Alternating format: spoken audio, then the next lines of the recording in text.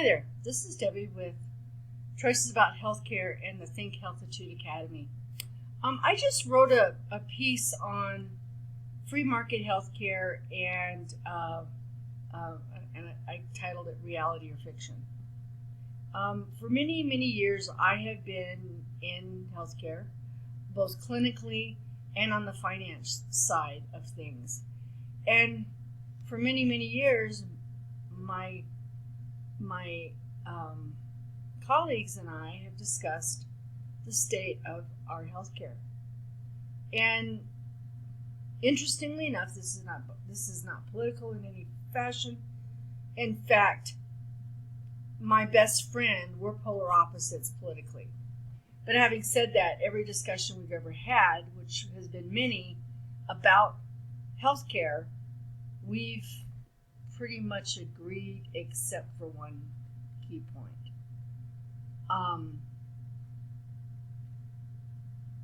But the bottom line is we feel that there needs to be drastic change. Now, unfortunately, I've learned a few things and I understand a little bit more, and I now know why all these years we're still just putting layer on top of layer as far as healthcare. And you can spin it however you want. You can call it Obamacare, you can call it Trump care, you can call it, I don't know, Carter, whatever. All that has happened is we've added layer on layer on layer of an already mess. Now, how do you fix it? That's up for discussion. And the problem is that it won't be fixed as long as our elected officials have game in the vested. They're too busy worrying about being reelected. They're too busy being wined and dined. And you have your big farmer. You have your big. I've seen big things during the last 2 years that really have saddened me to, even healthcare in general. But until we can strip what we have down, nothing's going to change. It's going to be a little better, a little worse. Nothing's going to change.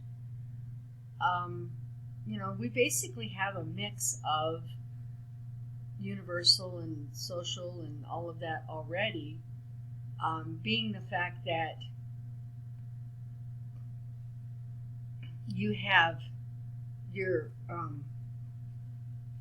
private options as far as insurance. You have other options like shares, savings accounts. You have Medicare for anyone over 65. You have the VA for military. You have Medicaid for the younger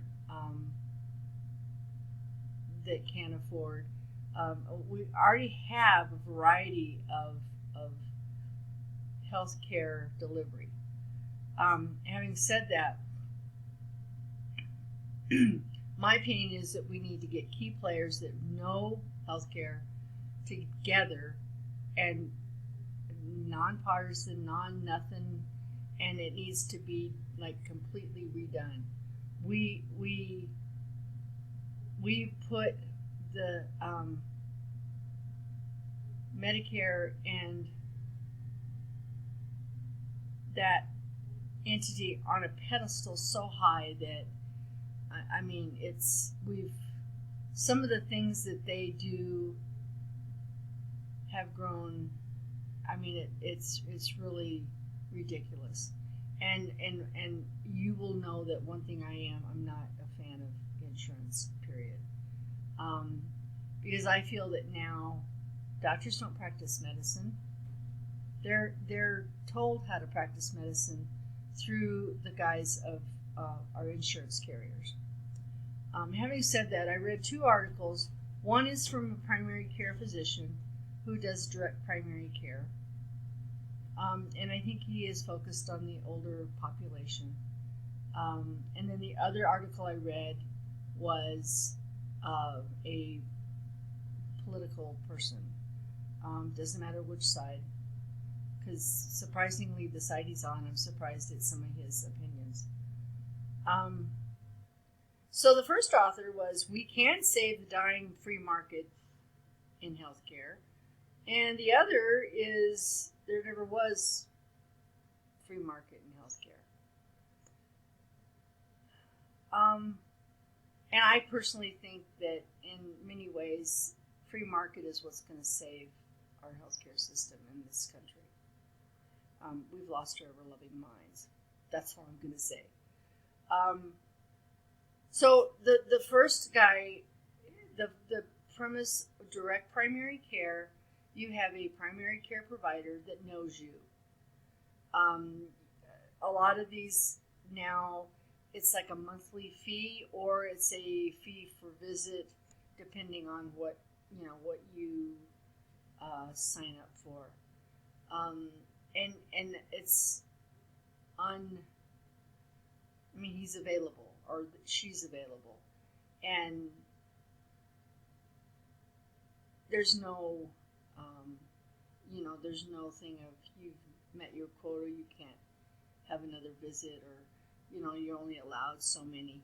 But anyway, they take you as the patient, and they learn about you. They understand you as a person, and they take care of you in that regard. They have the time to educate. They have the time to listen. They have, you have a good relationship with your provider. Whereas nowadays, with the guise of all the insurance companies and unfortunately, a lot of physicians have gone the way of working for a hospital group or insurance, or in other words, they're not private anymore. So that changes the whole dynamics of how they do healthcare. A lot of times they have to live by the rules. They're not allowed to, it's kind of like a managed care situation. You have to go through more hoops to do things, and you're it's more of seeing the patient, not treating the patient, which is really a sad state of affairs. So the direct primary care model is an excellent model, and in fact there are some that will treat older patients, which that's exciting. But the political guy, his approach was, well, we have to have insurance because, if you're laying unconscious under a bus, you don't have the option to shop around or haggle your bill or do all of this stuff, which is very, very true.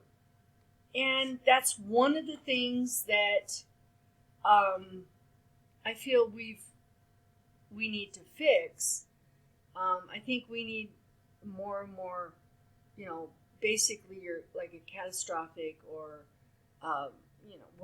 when those big things happen, then that's where the insurance is. But otherwise, we're looking at a more basic fee-for-service type arrangement, which, if you think about it, insurances have shared this cost to the patient by way of these outrageous high deductibles.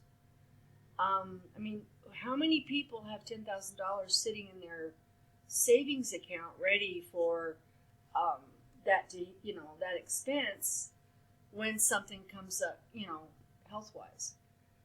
So we're already there as far as what you, the patient, is responsible for. Even the $3,000 to $5,000, most people don't have that money lying around. And a lot of times they're just going, hey, here's my card, I'll pay whatever, or I won't pay it, or, whatever. So if you have your insurance, you don't necessarily have to come up. Now, if you are a self-pay, then they like to have more up front, and that becomes a little, problematic. However,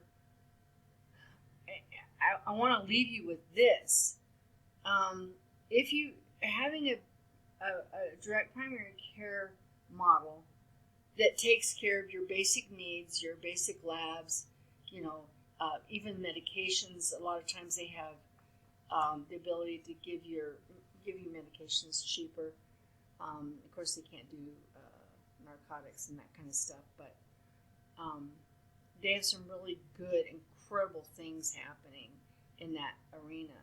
Now, and there are a few surgeons and stuff that are stepping up to the model also.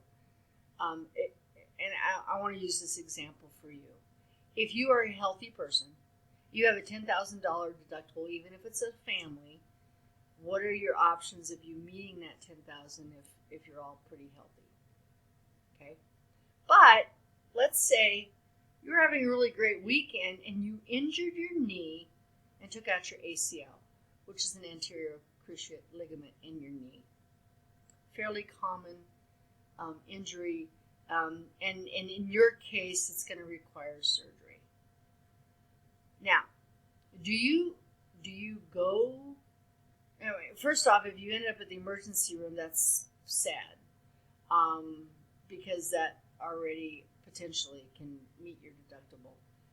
But let's say you heard it, but you weren't sure. You went to the doctor, and you didn't do the ER route, which is, whenever possible, a better option. But let's say you went to the doctor and he goes, yeah, I think your knee, let's get a CT scan, whatever. Now, depending on where you go for your CT scan, that could be problematic. You can get, and a lot of times, I know one direct primary orthopedic surgeon, he uses MRI, and it's the charge for that is $375. If you go to a hospital, they bill, that can range anywhere from, let's say, $1,200 to $20, $22, $25, depending. So if that's billed to your insurance, then okay, you're starting to rack up these charges. If you're going through the hospital route, you go and they sign you up. You have surgery and repair, and then you would have anesthesia. You would have the surgeon's fee. You would have all of that. Okay, so let's pretend between $17,000 to $45,000 plus whatever. If you did go to the emergency room, you would have had that on top of it. Okay, you're out $10,000 at that point. Now, back up. Let's pretend you didn't go to the emergency room. You went and made an appointment, and your doctor, let's say your doctor says, yeah, let's go see your orthopod. The orthopod says, yes, we do need, you had an MRI.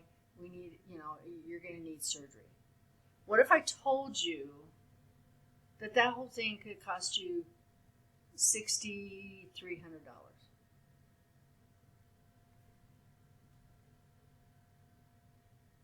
You're out $10,000, potentially more if you have a 80-20 plan that you got to pay 20% over whatever, and whatever stuff. And a lot of facilities are still balance billing patients. So if they didn't like what your insurance paid, then or claimed, then they'll charge you the difference. So you could be out over the $10,000.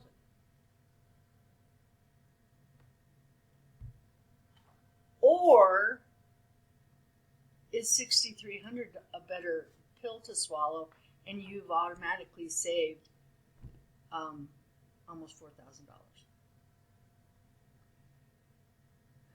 Yes, you have insurance. Yes, it is yours to use, but it's also your right to not use your insurance and save yourself money. And that's in essence what I'm a proponent of. Insurance is handy, comes in handy if you have a heart attack, if you have, anything catastrophic, cancer, any of that. But for your day-to-day stuff, and especially when you're stuck with a high deductible plan, you need to really think about where you're putting your dollars and where your money is going to go and for what. The other thing is everything's straightforward. If doing the 6,300, you're not hassling the insurance, you're not messing with anything. The doctor takes lovely care of you. The surgery center is a wonderful environment. The MRI is straightforward, and you're out a whole lot less. That's my food for thought.